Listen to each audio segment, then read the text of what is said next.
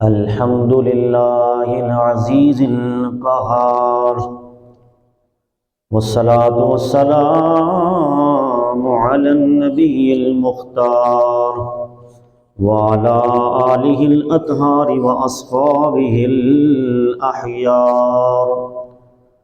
أما بعد فأعوذ بالله من الشيطان الرجيم. بسم الله الرحمن الرحيم. إن الذين آمنوا وعملوا الصالحات سيجعل لهم الرحمن ودا. إن الله وملائكته يصلون على النبي يا أيها الذين آمنوا صلوا عليه وسلموا تسليما. اللهم صل على سيدنا واصحاب سيدنا ومولانا محمد وبارك وسلم وصل عليه. صلاة والسلام عليك يا رسول الله وعلى آلك واصحابك يا سيدي يا حبيب الله. صلاة والسلام عليك يا نبي الله وعلى آلك واصحابك يا شفيع المذنبين.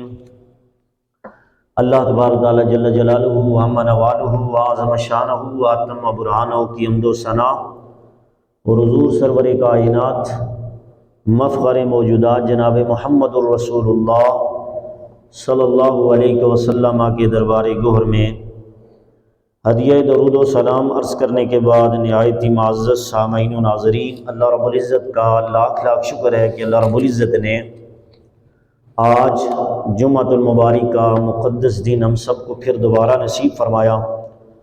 میں دعا کرتا ہوں کہ اللہ رب العزت مجھے حق اور سچ بیان کرنے کی توفیق عطا فرمائے اور تمامی احباب کو حق اور سچ سن کر اس پر عمل کرنے کی توفیق عطا فرمائے.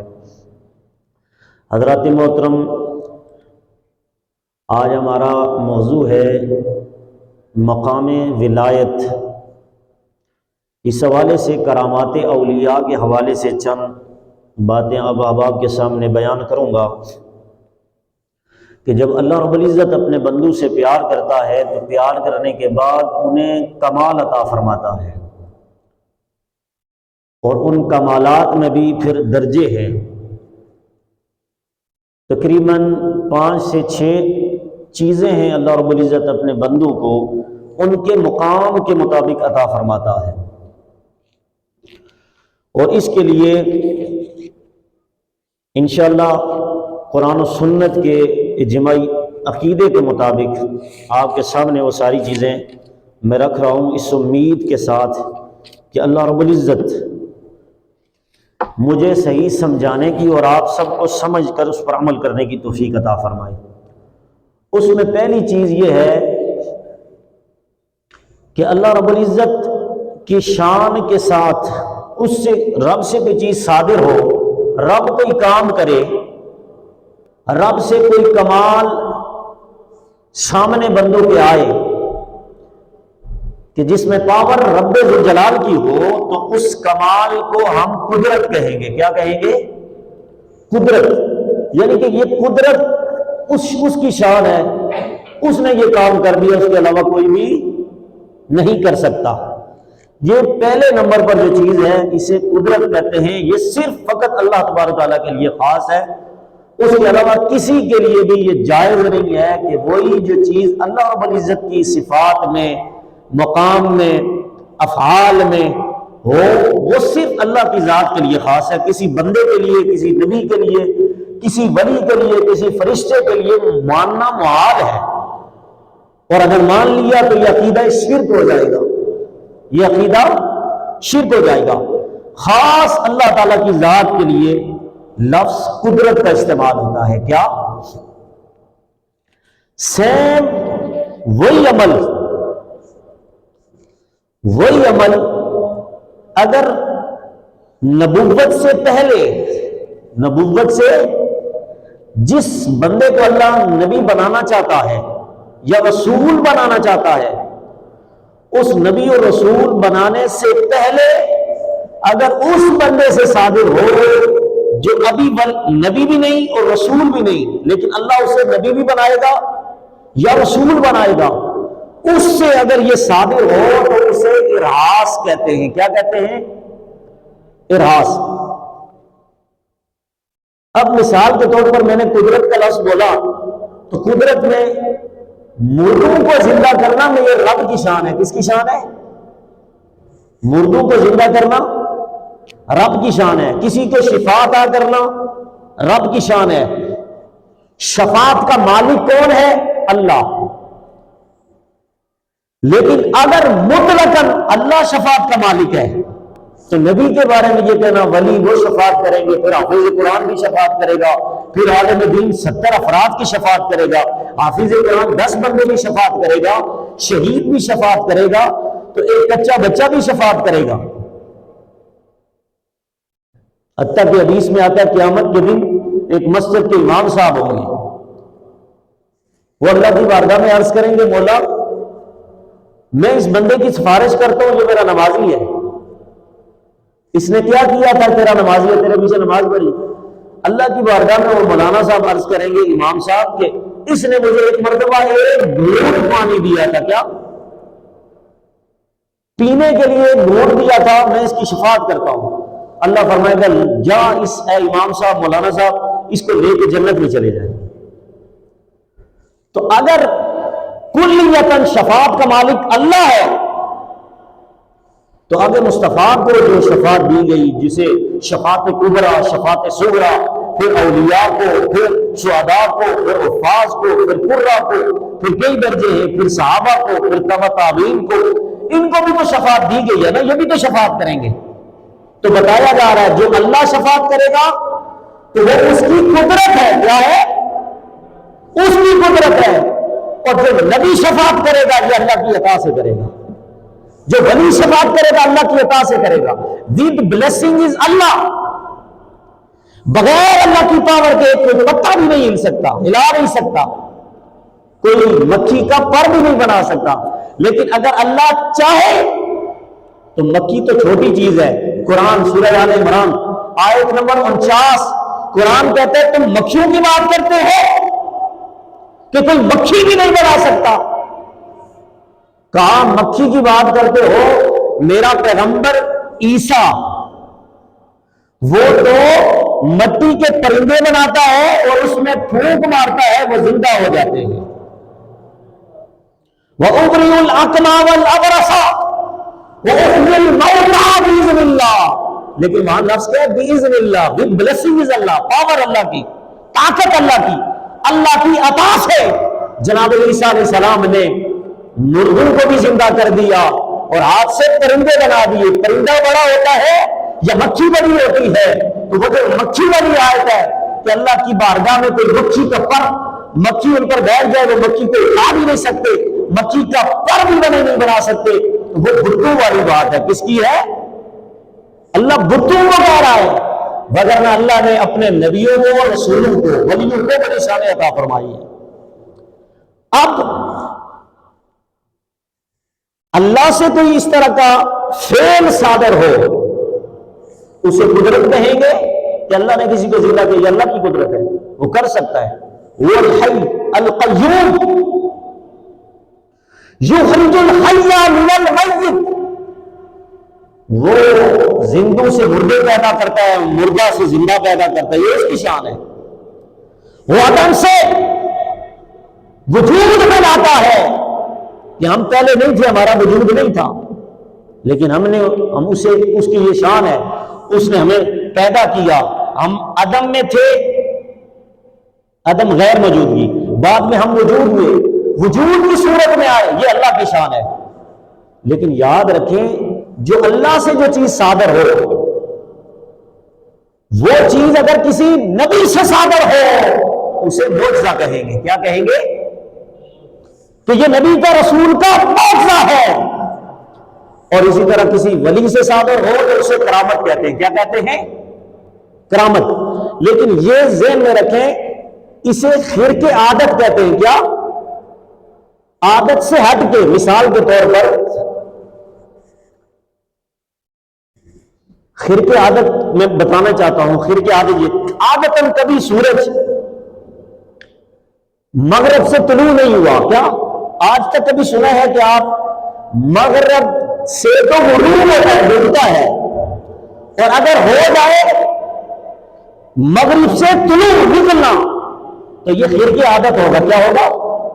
عادت اس کی تھی یہ مشرق سے طلوع ہوتا تھا، آج یہ مغرب سے طلوع ہو رہا ہے، وجہ کیا ہے؟ مثال کے طور پر اسی طرح ایک بندہ فوت ہو گیا تھا، تو فوت ہونا عادتاً ہے، کیا ہے؟ اس کو فوراً کوئی بندہ، اللہ کا بندہ اللہ کی عطا سے زندہ کر دے، کیا کر دے؟ جس طرح قرآن میں آیتیں ہیں، حدیث میں آتی ہیں، ولیوں سے بھی یہ کام صادر ہوا، ولیوں سے بھی مردے زندہ ہو گئے نبیوں سے، تو پھر یہ عادتاً ہے، نبی سے صادر ہوا تو معجزہ بن گیا، ولی سے صادر ہوا تو کرامت بن گئی۔ تو اس طریقے سے اس اینگل سے آپ سمجھیں گے، جب اللہ کے ولیوں اور نبیوں کی شان کی بات آتی ہے تو پھر ہم مغالطہ دیتے ہیں، لوگ وہ یہ کہتے ہیں جو کام اللہ کر سکتا ہے وہ کوئی نبی بھی نہیں کرتا تھا، کوئی رسول بھی معاذ اللہ نہیں کر سکتا، حالانکہ قرآن اور حدیث کی کئی آیتوں کا انکار کیا جا رہا ہوتا ہے۔ تو یہ چیزیں 6 ہیں، کتنی؟ 6 چیزیں ہیں جو اللہ کی ذات میں، اللہ کی شان میں شامل ہیں، اور نبوت اور رسالت سے پہلے اگر کسی انسان سے صادر ہو جائے تو اسے ارہاس کہتے ہیں۔ کیا کہتے ہیں؟ ارہاس۔ اور اسی طرح نبی کو عطا کر دی جائے، یہ تیسرے نمبر پر معجزہ ہوگا۔ کیا ہوگا؟ پہلی قدرت، نبوت سے پہلے اگر کسی بندے سے اس طرح کا عمل صادر ہو جو اللہ کر سکتا ہو اور بندے نے کر دیا تو اس کو ارہاس کہتے ہیں۔ اور جو کام اللہ کر سکتا ہے، خرق عادت، اگر کسی نبی رسول سے صادر ہو اسے معجزہ کہتے ہیں، تیسری چیز۔ اور اس کے بعد چوتھی چیز ہے معونت۔ معونت کیا ہے؟ اللہ پاک عام بندوں میں، جو نبی، جو ولی نہیں ہے، جو عام مومن ہے، ولی نہیں ہے، اگر اس سے صادر ہو تو اسے معونت کہتے ہیں۔ کیا کہتے ہیں؟ معونت۔ یہ چوتھی چیز ہے۔ اور اس کے بعد اللہ ولی کو جو چیز عطا کرتا ہے، جو اس کا خاص بندہ ولی ہوتا ہے، اس کو جو چیز اور اختیار رب عطا کرتا ہے، خرق عادت، اس سے کوئی چیز صادر ہوتی ہے کہ ایک بندہ پھڑک رہا تھا، اس نے دم دیا، ٹھیک ہو گیا، اس کو شفا ہو گئی۔ شفا دینا اللہ کا کام ہے۔ اب تصور کریں اسی طرح ولی کی دعا کی برکت سے وہ کام ہو گیا جو اللہ کرتا ہے، تو اس کو ہم کرامت کہیں گے۔ کیا؟ کرامت۔ اب کرامت کے بعد کفار بھی تو ہیں نا دنیا کے اندر، ایسے بھی ہیں جو رب کا انکار کرنے والے ہیں، وہ رب کی نہیں مانتے، لیکن رب کی نہ ماننے کے باوجود بھی اللہ نے انہیں کئی اختیارات عطا کیے ہیں، ان سے بھی ایسے فعل صادر ہو جاتے ہیں کہ جو ہم سوچنے پہ مجبور ہو جاتے ہیں کہ یہ کام تو نیک لوگوں کا ہے، یہ تو کسی ولی اور نبی سے صادر ہوتا ہے، اس سے کیسے صادر ہو گیا یہ کام؟ تو یاد رکھیں، اگر کسی فاسق سے، کافر سے یہ چیز صادر ہو جائے تو اسے استدراج کہتے ہیں۔ کیا کہتے ہیں؟ استدراج۔ کیا کہتے ہیں؟ یہ کافر سے اگر صادر ہو جائے۔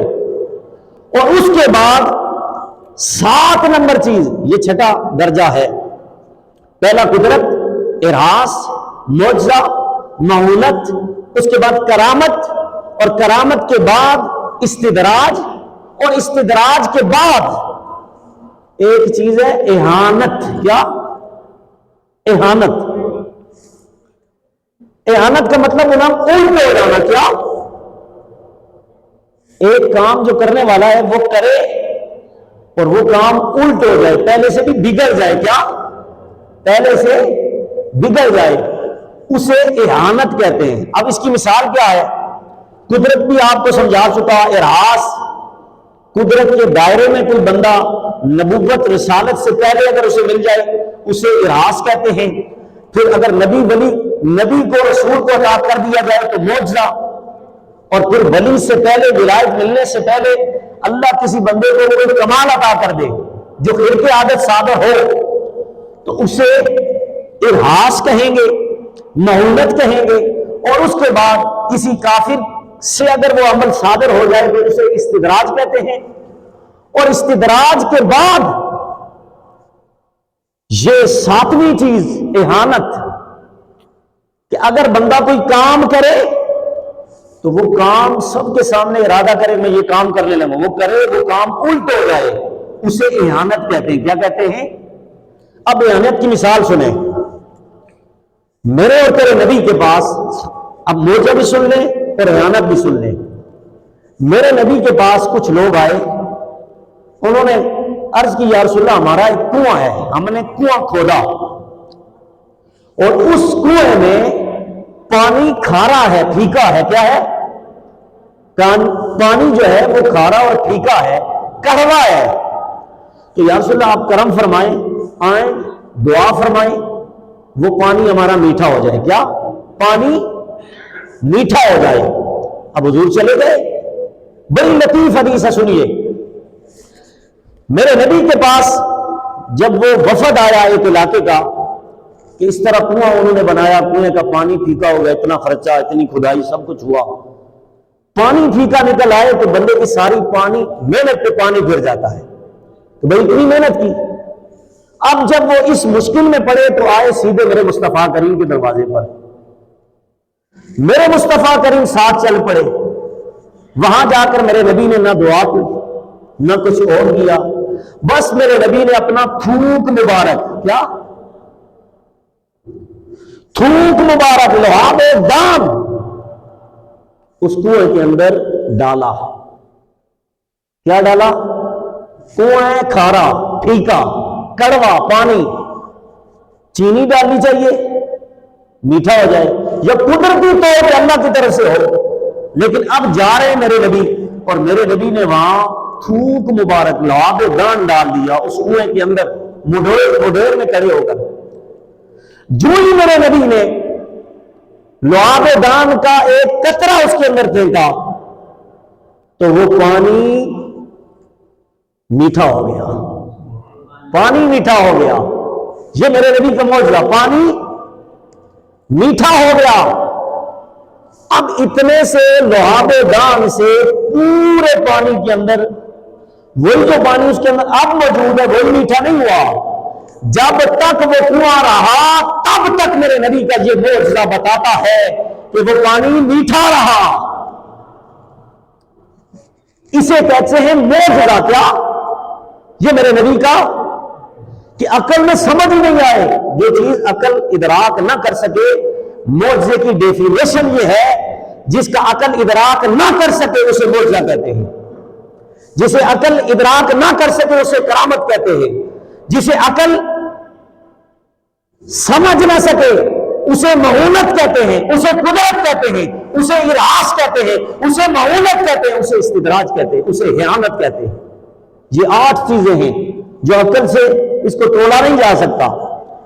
اور جہاں بھی شریعت کی بات ہے وہاں عقل کو، مولا علی سے کسی نے پوچھا، ایک طرف علم ہے ایک طرف عقل ہے، فرمایا جب ایک طرف شریعت ایک طرف عقل ہے، فرمایا جب شریعت کی بات آ جائے عقل نہ دعایا کر، سر جھکا لیا کرو، سر جھکا لیا کرو شریعت کے سامنے۔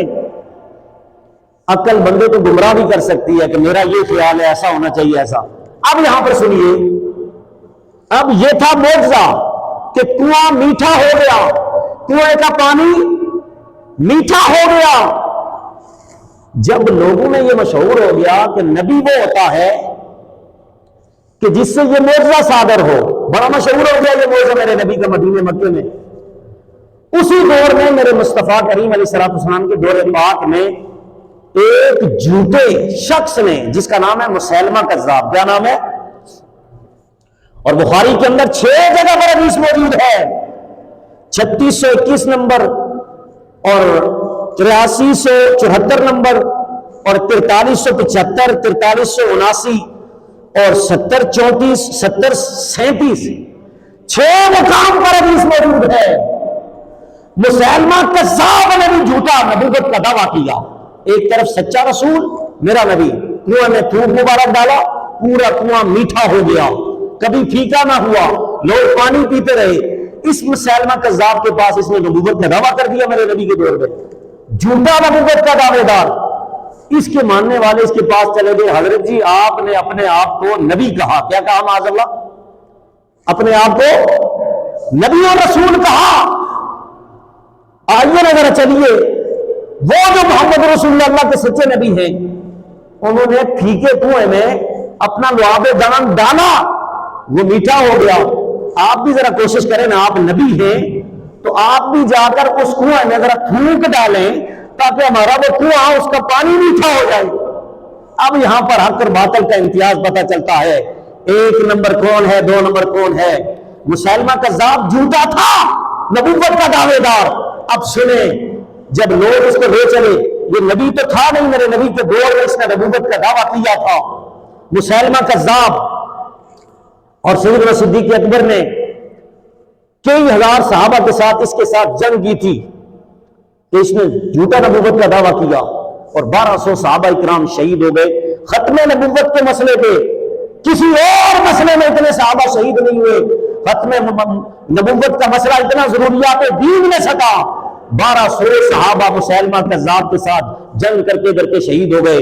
یہ وہ بدبخت مسیلمہ کذاب جب اس کو بندے لے کر گئے اس کنویں کے پاس، اس نے وہاں تھوک ڈالا۔ کیا لوگوں نے کہا نا تو اپنے آپ کو نبی کہہ رہا ہے، تو بھی ڈال، ذرا پتہ لگے ایک نمبر ہے یا دو نمبر ہے۔ اس نے وہاں تھوک ڈالنے کی کوشش کی، تھوک نیچے گیا، پہلے سے جو پانی موجود تھا وہ بھی ختم ہو گیا، پانی ہی سوکھ گیا۔ پتہ یہ چلا میرے نبی سچے نبی تھے، انہوں نے کنویں میں میٹھا کرنے کے لیے اپنا لعاب دان ڈالا، پورا کنواں میٹھا ہو گیا۔ مسیلمہ کذاب جھوٹا نبوت کا دعوے دار، جب اس کے ماننے والے اسے لے کر گئے تو کنویں کا اگلا پانی، اس کی حالت اس سے بھی خراب ہو گئی، اس کا پانی خشک ہو گیا۔ اسے کہتے ہیں اہانت۔ کیا کہتے ہیں؟ اہانت۔ یہ 6 چیزیں میں نے آپ کے سامنے رکھی تھی، اور ساتھ ملا کر رب کی قدرت، طہارت محترم، اسی طرح اللہ رب العزت نے ہماری نبی کی امت کے اندر جو اللہ کے ولی ہیں ان کو بڑی شانوں سے نوازا۔ لیکن اب اس قرآن کا ہم مطالعہ کریں تو قرآن کے اندر ہمیں ولیوں کی کرامات وہ تاریخی طور پر ہمیں نظر آتی ہیں۔ مثال کے طور پر آپ جائیں، حضرت سلیمان علیہ السلام اللہ کے نبی ہیں، سورہ نمل، نمل عربی میں چیونٹی کو کہتے ہیں، کس کو؟ آنٹ، چیونٹی کو کہتے ہیں۔ اب قرآن کے اندر یہ مسئلہ موجود ہے، سورہ نمل کی آیت نمبر 38 ہے، آیت نمبر 38۔ یہ اپنے مجمع میں بیٹھے ہوئے تھے، اللہ رب العزت نے انہیں پوری کائنات میں بادشاہ عطا فرمائی۔ 4 ایسے بندے تھے جن میں 2 مسلمان تھے، 2 کافر تھے، پوری کائنات میں انہیں حکومت عطا فرمائی۔ سلیمان علیہ السلام جنوں کی بھی حکومت کرتے تھے، پرندوں پر بھی حکومت کرتے تھے، انہیں ان کی بولیاں بھی آتی تھی۔ اب حضرت سلیمان علیہ السلام کا اسی طرح مجمع بیٹھا ہوا دربار ہے، اور دربار میں اچانک انہیں پتہ چلا یمن ایک علاقہ ہے، وہاں کی جو بادشاہ ہے اس کا نام ہے ملکہ بلقیس۔ کیا نام ہے؟ ملکہ بلقیس، ہے کافر۔ حضرت سلیمان علیہ السلام نے کہا کہ اللہ پاک نے اسے اتنا خوبصورت ملک کا بادشاہ بنا، ہر طرح کی رزق کی فراوانی کی، ہر نعمت اللہ رب العزت نے یمن میں عطا فرمائی۔ یمن آپ کو پتا ہے ایسا علاقہ ہے، بخاری کے اندر حدیث پاک موجود ہے، میرے نبی نے اللہم بارک لنا وفی یمننا، اے اللہ یمن میں برکتیں عطا فرما۔ اللہم بارک لنا وفی شامنا، اے اللہ شام میں برکتیں عطا فرما۔ یمن اور شام کے لیے کیوں دعائیں کی؟ اس لیے شام میں 70,000 انبیاء آئے تو شام کے لیے دعا کر دی، اور یمن سرزمین اویس کرنی ہے، یہ ولیوں کی سرزمین ہے، فرمایا وہاں کے لیے بھی برکتیں عطا فرما۔ اس لیے میرے نبی نے یمنیوں کے لیے بھی اور شامیوں کے لیے بھی دعائے برکت کی، اور یہ لمبی تفسیر ہے۔ کچھ اور لوگ بھی بیٹھے ہوتے کہنے لگے نجد کے لیے دعا فرمائے، میرے نبی نے فرمایا میں نجد کے لیے دعا نہیں کروں گا۔ کیوں؟ ہنالک الضلال والفتنۃ وقرن الشیاطین، فرمایا میں نجد کے لیے دعا نہیں کروں گا، نجد سے جو ایسا نکلے گا جو ولیوں کا بھی گستاخ ہوگا، نبیوں کا بھی گستاخ ہوگا، اس لیے یمن کے لیے بھی دعا کر دی، شام کے لیے بھی دعا کر دی، اور شام کے اندر 70,000 انبیاء، یہ سرزمین انبیاء تھی، اور یہ یمن کی زمین سرزمین اولیاء تھی، ان کے لیے دعا کر دی۔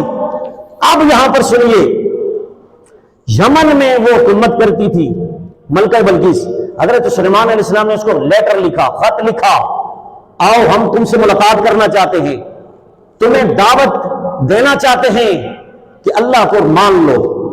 کس کو مان لو؟ اللہ کو مان لو، سیدھے راستے پہ آ جاؤ۔ اب وہ خط ایک روایت کے اندر آتا ہے کہ ہدہد نے اس کے بیڈ کے اوپر جو تخت تھا بلکہ اس کے اوپر آ کر وہ کچھ قدرتی طور پر، اور ایک روایت میں آتا ہے ہدہد سا وہ اپنے منہ میں لے کر وہاں پر اس نے رکھ دیا۔ جب اس نے پڑھا تو لکھا ہوا تھا انہو من سلیمان وانہو بسم اللہ الرحمن الرحیم۔ پڑھ کے حیران ہو گئی کہ اللہ کے نیک بندے کا خط ہے۔ سارے درباری اٹھے، کلشنکوفیں اٹھائی، اسلحہ اٹھایا، کس کا یہ خط ہے؟ ہم اسے یہ کر دیں گے، وہ کر دیں گے۔ اب اس کو اللہ نے ہدایت عطا کرنی تھی ملکہ بلقیس کو۔ اس نے کہا کہ اس نے دعوت دی ہے سلیمان نے، مجھے لگتا ہے یہ اللہ کا پیارا بندہ ہے، میں اس کے پاس جاؤں گی، اس نے اگر دعوت دی ہے مجھے بلایا میں جاؤں گی۔ اب اس نے دعوت قبول کر لی، لیکن جس تخت پر وہ بیٹھتی تھی وہ 80 گز چوڑا تھا، 40 گز لمبا تھا، سونے جواہرات سے بھرا تھا، جس پر اس کی عدالت لگتی تھی۔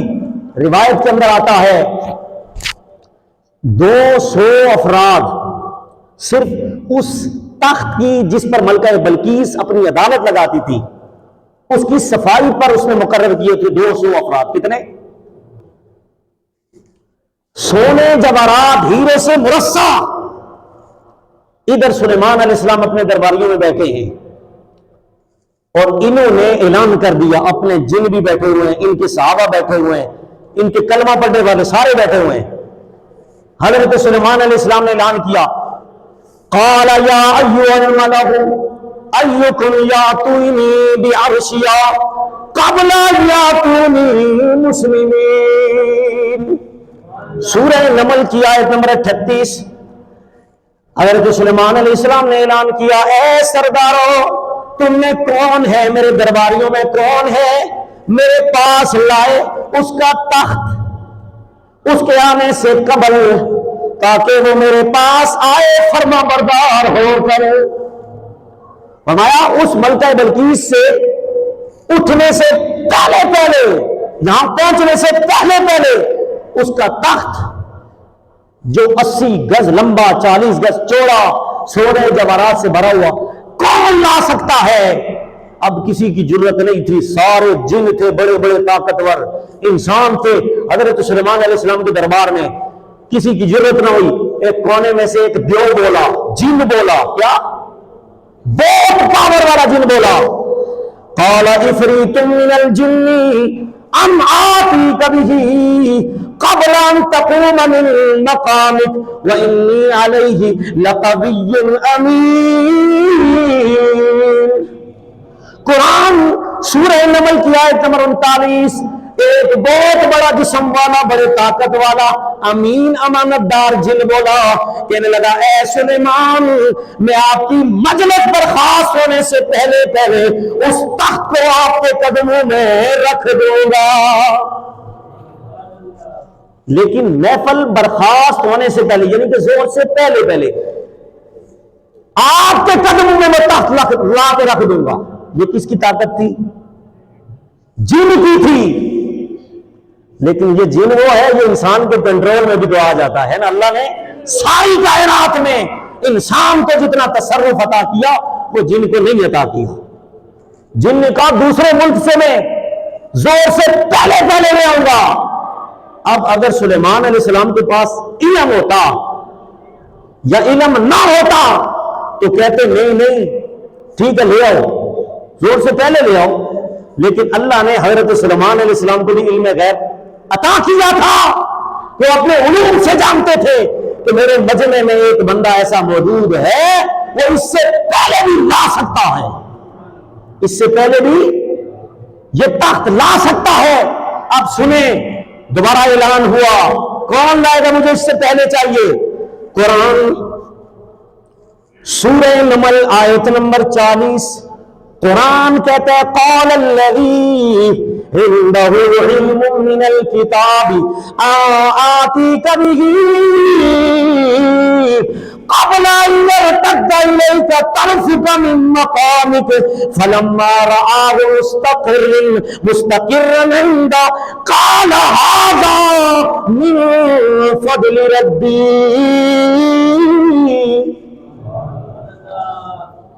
کونے میں ایک سر جھکائے بالکل کمزور سا بندہ ان کے مجمع سے سر جھکا کر اس طرح سکا بالکل کمزور سا لاغر ٹائپ، ادب سے تواضع انکساری سے یوں بیٹھا ہوا، بولا حضرت میں لے آؤں گا۔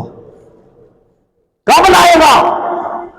کہا آپ آنکھ بند کریں گے اور آنکھ کھولیں گے تخت سامنے موجود ہوگا۔ یہ پاور تھی اس اللہ کے ولی کی۔ 13 تفاسیر کا میں نے مطالعہ کیا، 13 تفاسیر کے اندر حضرت سلیمان علیہ السلام کے اس ولی کا نام آصف بن برخیہ تھا۔ کیا نام ہے؟ سلیمان علیہ السلام کی امت کا ولی آصف بن برخیہ، کمزور سی ہڈیاں، بالکل کمزور سا بندہ، کہنے لگا میں لاؤں گا۔ کب لائے گا؟ فرمایا آنکھ جھپکنے سے پہلے آنکھ جھپکنے پہ 1 سیکنڈ میں کتنی مرتبہ آنکھ بند ہو جاتی ہے، اس سے پہلے آپ کے سامنے میں رکھ دوں گا۔ سلیمان علیہ السلام نے دیکھا تو تخت سامنے موجود تھا، آنکھ کھولی، حیران ہوئے، اس جملے پر کیا کہا؟ قال ھذا من فضل ربی، مولا یہ میرے رب کا بڑا فضل ہے، میرے رب کا فضل ہے۔ اب یہاں پر فضل عظیم نہیں کہا، فضل کبیر نہیں کہا، ھذا من فضل ربی، یہ چھوٹے سے فضل کا عالم ہے۔ کیا یہ چھوٹا سا فضل ہے کہ آنکھ چمکنے سے پہلے اتنا فضل والا تھا، دوسرے ملک سے وہ لا رہا ہے، وہ اللہ کا ولی تخت سامنے موجود ہے۔ سلیمان علیہ السلام نے دیکھ کر، یہ کمال دیکھ کر، یہ کرامت دیکھ کر بے ساختہ یہ جملہ ارشاد فرمایا ھذا من فضل ربی، یہ تو میرے رب کا فضل ہے۔ کیا ہے؟ فضل، یعنی کرامت، اسے فضل کہا گیا۔ اب سنو، جب چھوٹے فضل کے نبی جس پر چھوٹا فضل ہے وہ سلیمان ہے، ان کی امت کے ولی کی شان یہ ہے، تو بڑا پیغمبر جناب محمد رسول اللہ میرے تیرے نبی کی بڑے فضل والا نبی، جن کے بارے میں قرآن کہتا ہے وَعَلَّمَكَ مَا لَمْ تَكُنْ تَعْلَمْ وَكَانَ فَضْلُ اللَّهِ عَلَيْكَ عَظِيمًا۔ اے نبی، ہم نے آپ کو بڑا فضل عطا کیا ہے۔ جب بڑے چھوٹے فضل والے نبی سلیمان علیہ السلام کے ولی کی شان کا عالم یہ ہے، تو پھر بڑے فضل والے نبی جناب محمد رسول اللہ کے امت کے ولی کی شان کا کیا عالم ہوگا۔ حضرات محترم، آپ تصور کریں یہ کیا مقام ہے ولیوں کا۔ جس وقت سلیمان علیہ السلام نے دیکھا تو کہا ھذا من فضل ربی، یہ میرے رب کا فضل ہے۔ حضرات محترم، اب تصور کریں جب اس امت کے ولیوں کو شان رب عطا فرماتا ہے تو کیسے؟ بخاری شریف کتاب الرقاق باب التواضع اٹھا کر دیکھیے، دوسری جلد صفحہ نمبر 963 پر حدیث پاک موجود ہے، اور حدیث قدسی ہے، حدیث نمبر 6502 نمبر حدیث ہے، انٹرنیشنل نمبرنگ کے مطابق حدیث قدسی ہے۔